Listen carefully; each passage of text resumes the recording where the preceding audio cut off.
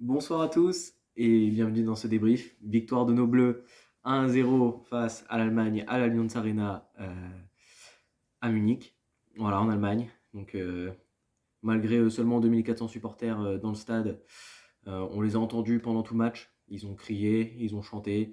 On a plusieurs fois entendu la Marseillaise. Ça fait plaisir de voir des supporters qui ont vraiment beaucoup derrière notre équipe, malgré qu'ils soient peu. Je les ai quand même plus entendus que ces supporters allemands. Donc voilà, on sait maintenant qui sont les meilleurs supporters entre ces deux équipes. Voilà. Non, trêve d'arrogance. Parlons un petit peu de ce match. Donc une courte victoire, seulement 1-0.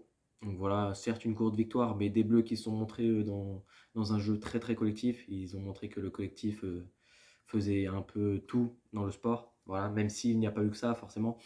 On a très bien commencé ce match. On a vu que les Bleus étaient vraiment très concentrés dès les premières minutes de jeu. Voilà, il y a eu là un petit quart d'heure où on a un petit peu observé le jeu, un peu attendu, histoire de voir comment un peu ces Allemands entamer le match.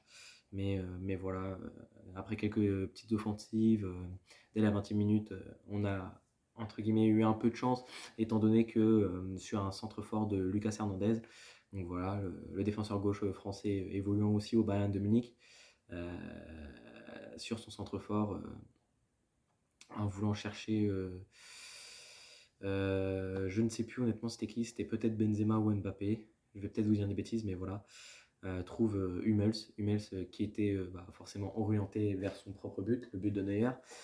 Donc il ne peut que pousser ce ballon dans ses propres filets de son torse. Donc avec malencontreusement, hein, il a été très maladroit, je pense, c'était forcément pas voulu, mais voilà, ce but est quand même forcément beaucoup à prendre. Donc voilà, on prend quand même, hein. Certes c'est pas un but d'un de nos grands attaquants, mais je pense que c'est un but qu'on prend quand même. Donc voilà, je pense que malgré tout ça, on a montré quelque chose offensivement, on a montré quand même pas mal d'occasions. Euh, je repense à, par exemple l'action de la entre guillemets tête de Paul Pogba, mais qui vient toucher plutôt l'épaule. Donc c'est un peu malencontreusement, mais le corner de Griezmann était quand même très très bien tiré parce que apparemment, bien avant le corner, les deux s'étaient un petit peu discutés et Griezmann lui avait dit qu'il lui mettrait là. Donc encore une fois, on voit la bonne entente entre les joueurs. Forcément, on connaît Griezmann et Pogba, leur entente n'est que parfaite. On pourrait les qualifier de meilleurs copains, presque. Mais voilà. Paul Pogba, qui pour moi mérite totalement d'être homme du match. Il a été partout, que ce soit offensivement. On a vu que parfois il passait souvent sur le côté droit. Il avait un peu ce rôle de milieu droit. Mais il revenait quand même beaucoup, beaucoup, beaucoup en défense. C'était son rôle principal à la base. Mais voilà, Paul Pogba qui a fait le travail offensivement, défensivement.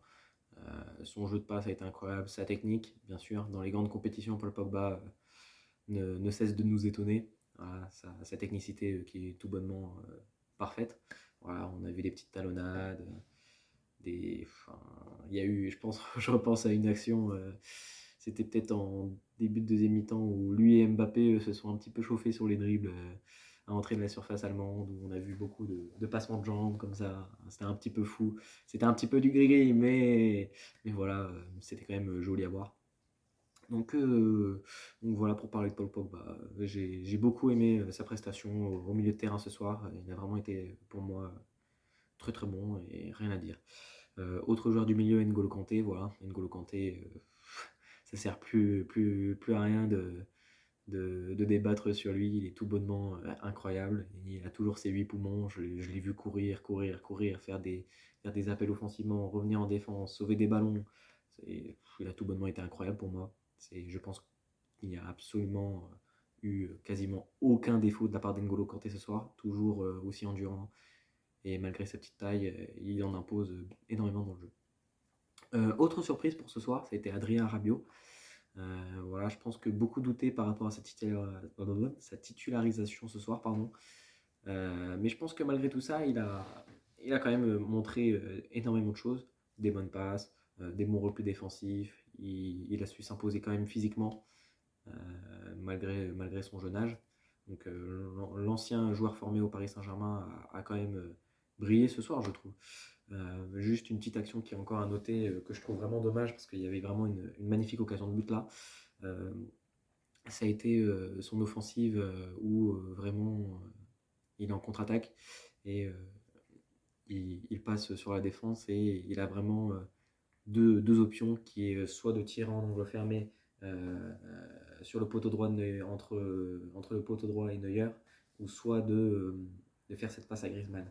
Et malheureusement après, c'est ses choix, hein, c'est pas moi qui suis sur le terrain, et il avait forcément ses raisons, c'était aussi une bonne idée de tenter cette frappe. Mais pour moi, je pense enfin, j'aurais préféré qu'il fasse cette passe à Griezmann qui était forcément libre. Mais après, je pense qu'il a voulu prendre Neuer par surprise. On a vu que la surprise a pu faire effet parce que Neuer s'attendait vraiment à ce que la passe soit faite à Griezmann. Mais voilà, malheureusement, Adrien Rabiot vient trouver le montant. Défensivement, Lucas Digne, un des meilleurs hommes du match. Dès le début, vers la 8e minute, je crois, il a montré à Kimmich qu'il ne ferait pas de cadeau, que c'est un chien de garde, le chien de garde de l'équipe de France et qu'il ne laisserait rien passer. Donc il s'est montré physiquement. Joshua Kimmich a répondu, bah, malheureusement c'est ce qu'il ne fallait pas faire étant donné qu'il a directement eu un carton jaune. Donc voilà, Joshua Kimmich qui a été menacé quasiment tout le match d'une possible suspension. Suspension qui pour moi il aurait peut-être mérité, même si c'était un peu malencontreux, étant donné qu'il a fait une faute sur les Lucas Hernandez où il est retombé et il a mis un coup de pied dans, euh, dans le visage de Lucas Hernandez. Voilà, ça peut faire très très mal. Heureusement que c'est que la surface au-dessus de la chaussure et pas la semelle. Sinon, je pense que c'était carton rouge directement. Rien que là, pour moi, ça aurait peut-être mérité un deuxième carton jaune, mais voilà, c'est en tombant, il n'en fait pas forcément exprès. Euh, Kimpembe, notre Titi français, tout bonnement incroyable, voilà. Possiblement le futur patron de la défense de ces prochaines années en EDF. Euh, Rien à dire, il a été présent, que ce soit sur les centres, à imposer son physique, voilà. Euh, j'ai tellement pas les mots pour dire à quel point il a fait un match incroyable. Vraiment, sa qualité de passe, rien à dire. Je pense qu'on n'a même plus besoin de débattre sur le fait qu'il soit titulaire en équipe de France. Je ne vois pas qui pourrait le remplacer d'autre que. Enfin non, je vois personne qui pourrait le remplacer. C'est les gens qui me diraient Kurt Zouma ou Clément Langlais, je leur ris à la figure. Voilà, honnêtement. Mais, euh, mais voilà. Autre joueur, Varane. Varane qui, pour moi, avec sa saison pendant le Real de Madrid, avait fait quand même pas mal d'erreurs. Mais ça va, très bon match de la part de Varane, rien à dire. Il n'a pas forcément brillé, mais il a quand même été très très bon. Voilà, mais voilà, j'ai pas forcément grand chose à dire. Il a fait une très belle performance.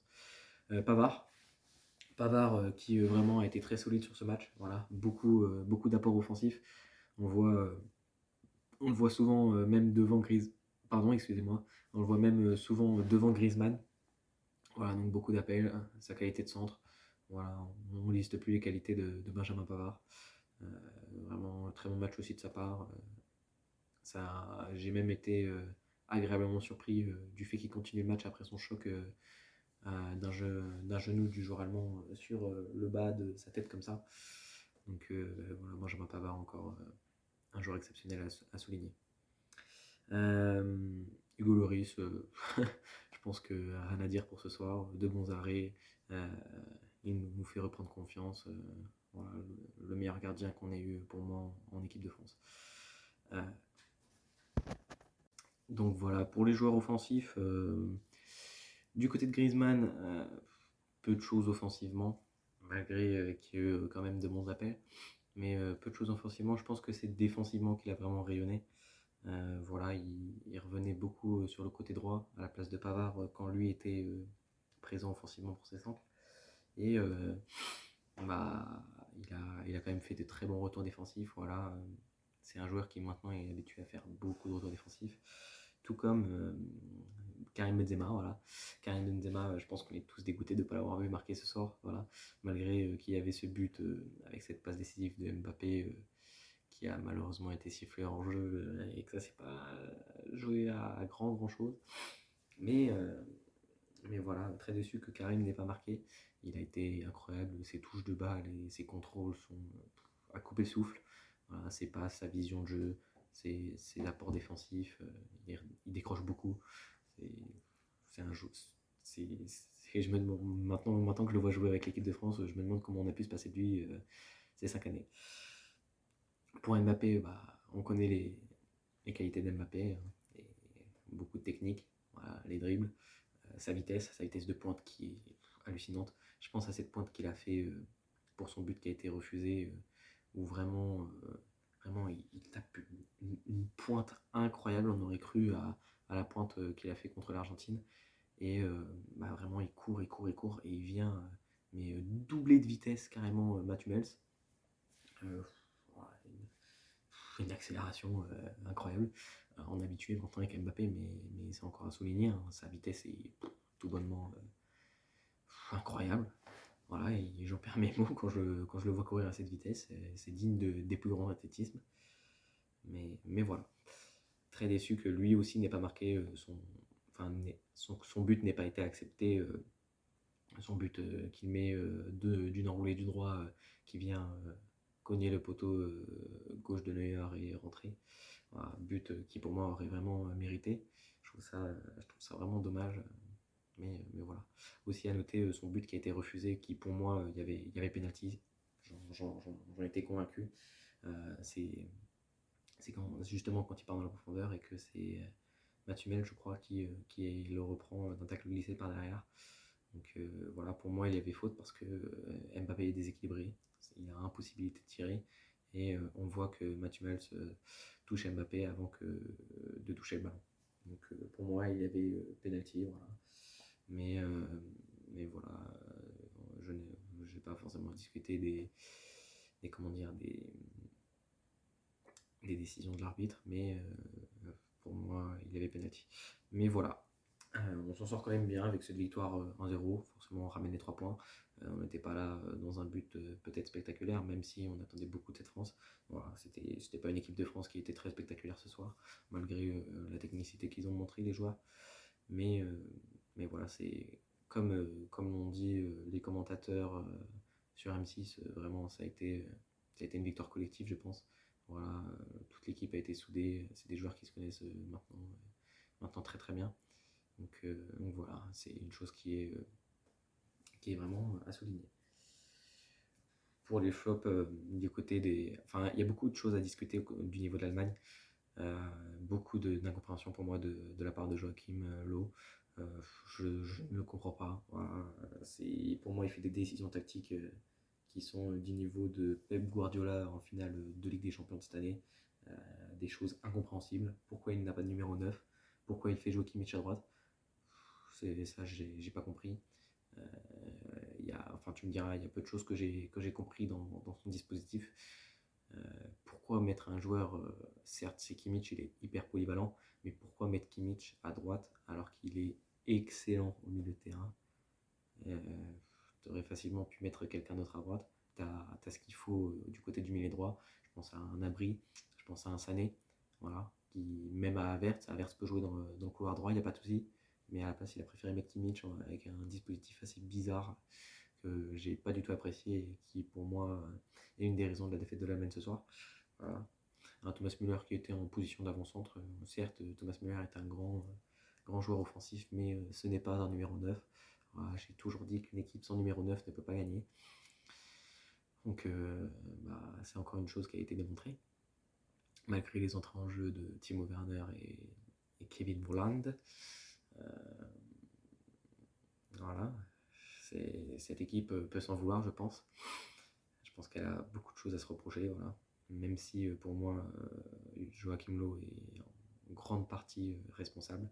Même si ce n'était pas lui qui jouait sur le terrain, sa tactique était vraiment...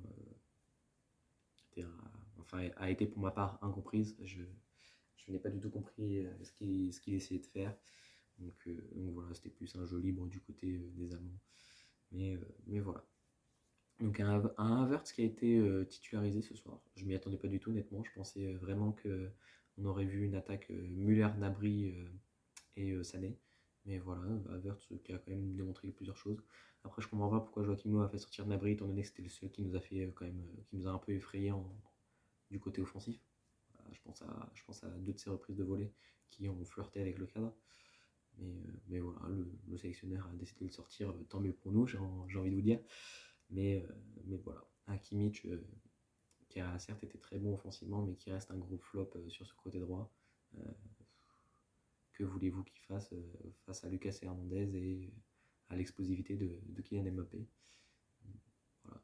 Match Hummels aussi qui a énormément déçu. Neuer avec ses numéros de folie où il sort vraiment très haut, ça me fait toujours un peu sourire. Mais voilà, Manuel Neuer lui aussi fait un très bon match malgré le but qu'il prend. Voilà, je pense qu'il n'y a plus à revendiquer les qualités de Manuel Neuer.